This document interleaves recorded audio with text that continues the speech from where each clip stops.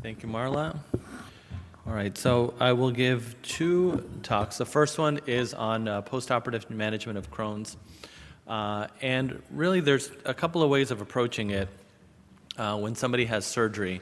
One is, as was described, that you kind of start treatment empirically. The other one is that you might scope a patient in 6 months and decide to treat that way.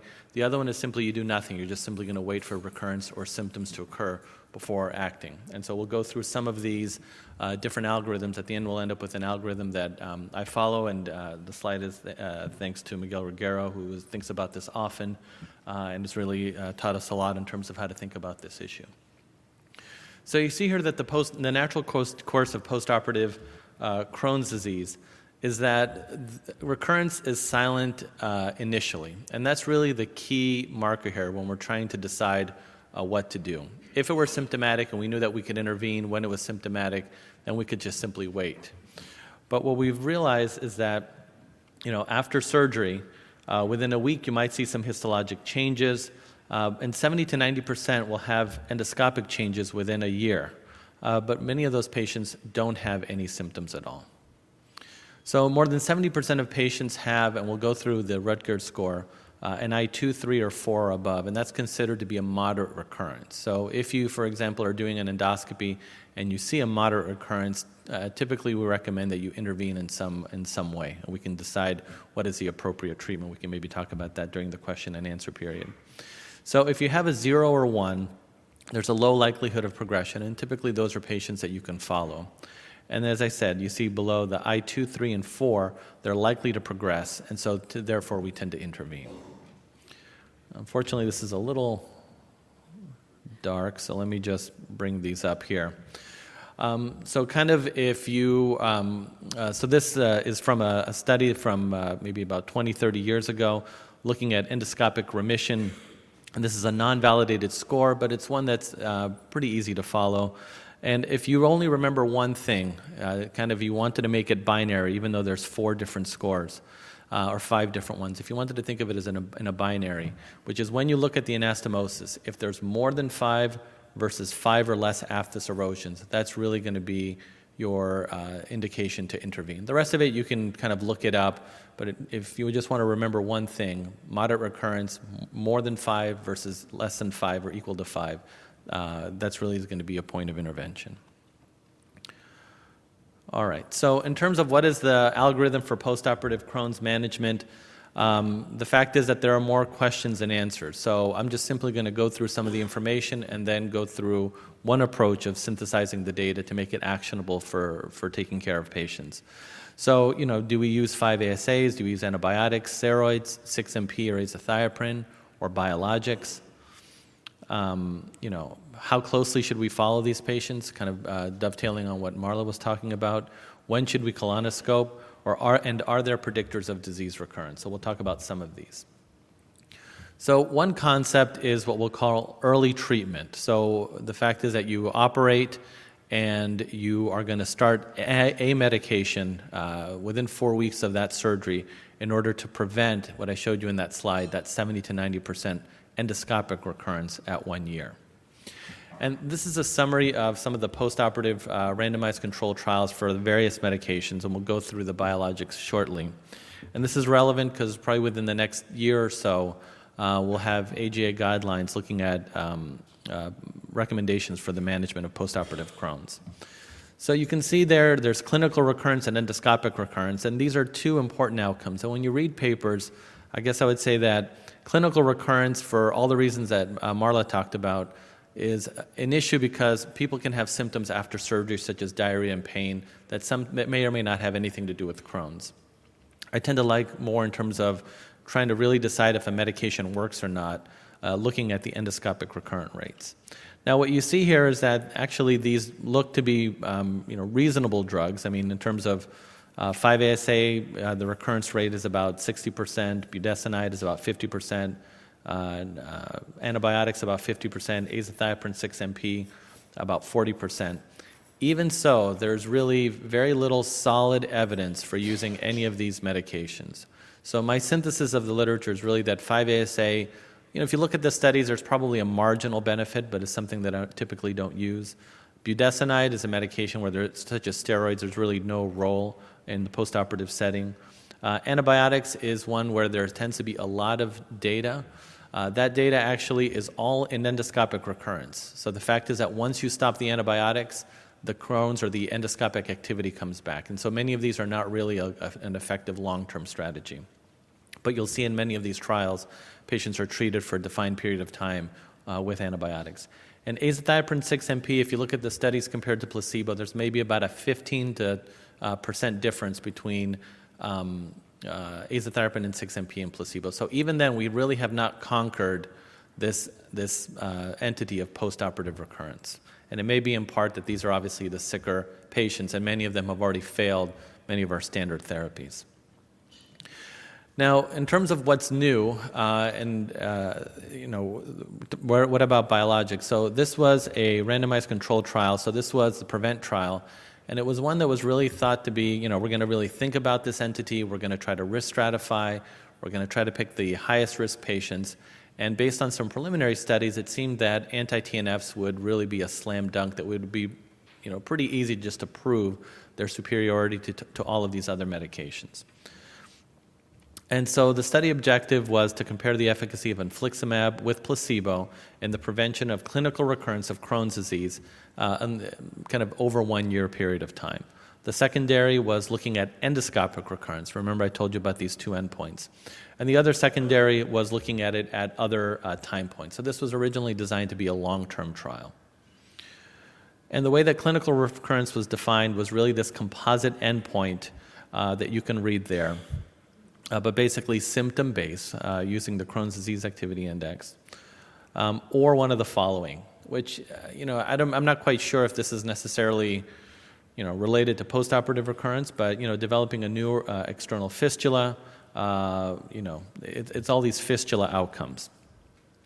And then you look at the secondary endpoint is really using the Rutgers score, which we talked about. And again, the key thing is that division between more than 5 aphthous ulcers versus 5 or less aphthous ulcers at the ileocolic anastomosis. And so these are the results. So for the primary endpoint, which is clinical recurrence, you see on the left, which is gray is placebo and in red is infliximab. You see that whether you looked at clinical recurrence at week 76 or almost at 2 years, the recurrence tends to be numerically higher in the placebo group, but it's really not statistically different. It's close, but not quite there. So in terms of a clinical trial, this would be a negative endpoint. Even though there does seem to be some signal there, the fact is that there was just not enough difference between the two groups to suggest that it really made a significant difference. And you can see here that, there is probably a real effect, but the fact is that it's kind of difficult to prove based on how clinical recurrence was defined. But you do see that there is a separation in terms of time to clinical recurrence where the anti-TNF group was doing better than the placebo group, but not by much. Now looking at the secondary endpoint or endoscopic recurrence, we see something that's a little bit different. In which case what you see is that, again, looking at whether it's a little bit over a year or at 2 years, that the anti-TNF group had less endoscopic recurrence than the placebo group, meaning that more patients that were on placebo had recurrence, again, suggesting that there is a real effect here. And this was statistically significant. But in terms of how trials grow, you have to define a primary endpoint. Essentially, you had one symptom-based, which was not positive, and this other one, which I'll call a biologic-based, which was positive. All right, and then kind of looking at the data in a different way, if you look at those who had a score of 0, so in other words, it's not really this, but let's call it mucosal healing, you see that that in the placebo group, there were less people who had complete mucosal healing at the end of the study compared to the folks who were on an anti-TNF. So this was I will say, kind of a big disappointment because this seemed to be, a lot of thinking, finally a really well-powered trial, which all of these other trials failed. And so at the end, we're kind of left with, just like with all the other trials, we have, probably a real effect, but we don't really have that smoking gun to really, in my opinion, kind of definitively prove that strategy. So the conclusion was that the proportion of subjects with clinical recurrence was numerically lower in the infliximab group, but it was not statistically significant, and endoscopic recurrence did show some improvement, and that was statistically significant. So what do we do with that? Does that mean that we don't really use anti-TNF? So again, this is more inside baseball, so often when there's a trial that is not obviously positive in the way that we would want, and I say that in terms of from the clinical community, in terms of, we really wanted to have a definitive study here. One of the challenges in all of these studies is really trying to define who is at high risk of recurrence.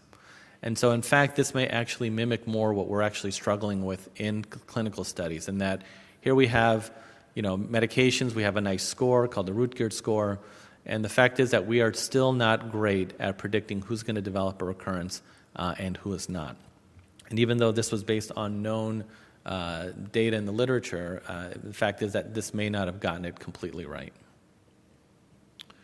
So that's the early treatment approach, where what we would say is, somebody is at high risk for developing a recurrence, and so we just go ahead and start the medication. We're not bothering to look. We're not doing the scope at 6 months and making our decision point based on that. So now this is the second approach, which would be, we'll call it watchful waiting and treat post-operative Crohn's recurrence based on a colonoscopy. And so this is a study called the POKER study that I think is also informative. And this is called the Crohn's Disease Management After Intestinal Resection, and again, a randomized controlled trial. And this was an 18-month endoscopic recurrence outcome.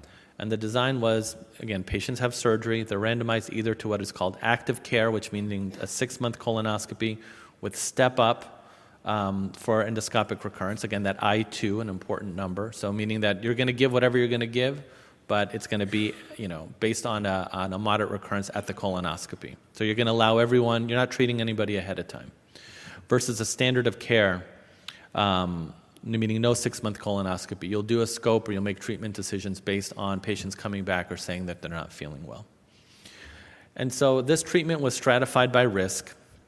And so all patients received metronidazole. Remember, I told you that this is one where there does look to be positive data. It's just simply not a realistic option long term. And then those at high risk for recurrence, meaning more than one factor, smoking, perforating disease, previous resection, received azathioprine or 6-MP, and if they were intolerant, they received an anti-TNF. Those who were at low risk of recurrence simply just had the antibiotics and no other treatment.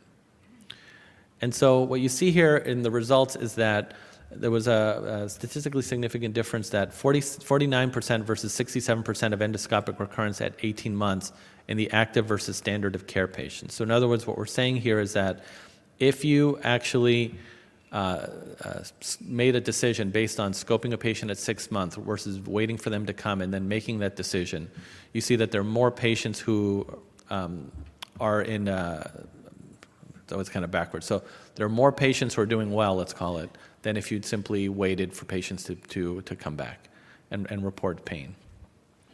And so, like I said, by scoping at 6 months and intensifying treatment, there's about an 18% lower rate of endoscopic recurrence. And then here are some data just for interest, looking at whether you use the thiopurine versus adalimumab or an anti-TNF. So remember that patients who were high risk, everybody got an anti-metabolite, but if they were intolerant, they received an anti-TNF.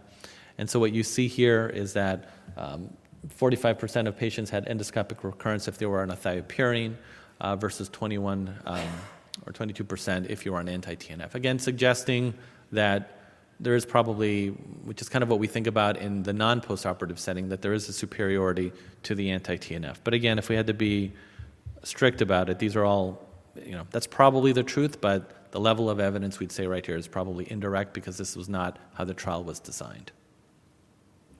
But what it does mean, though, is that even if we don't have that magic bullet, we are starting to create at least a plausible story that seems correct.